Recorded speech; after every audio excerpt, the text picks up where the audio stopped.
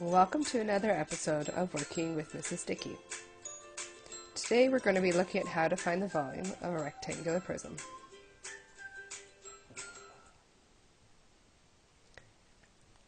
However, before we can figure out and understand the formula for the volume of a rectangular prism, we actually need to go back and look at our knowledge of two-dimensional shapes and how you found the area of a rectangle.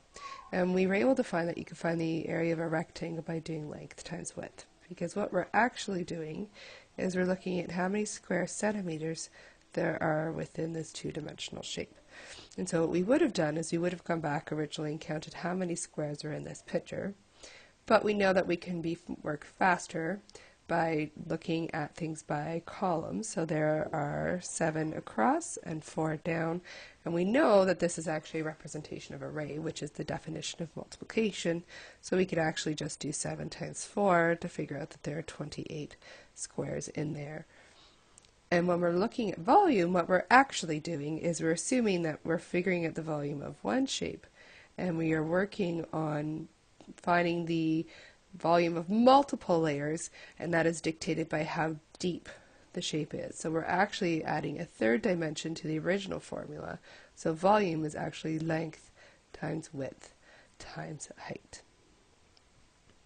So now that we understand how the formula works, now we're actually going to see how to use it with numbers. So what we do is we actually always have to communicate what we're doing mathematically. So the first step is always to provide your formula, saying that we're finding volume by multiplying length times width times height.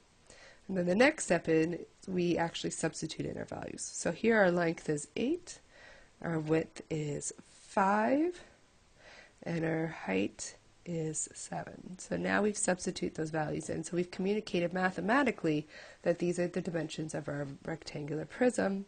And now we do the calculations. 8 times 5 is 40. Keep the 7. 40 times 7 is 280. And then we have to put our units. As you can see, everything here is expressed in centimeters. So we know that we are going to be looking at centimeters. But instead of squared, like we use for area, we're actually looking at cubed for volume because we're looking at 3 dimensions. We're looking at the length, the width, and the height.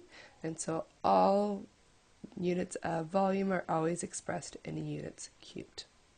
Hope you found this helpful. See you next time on another episode of Math with Miss Sticky.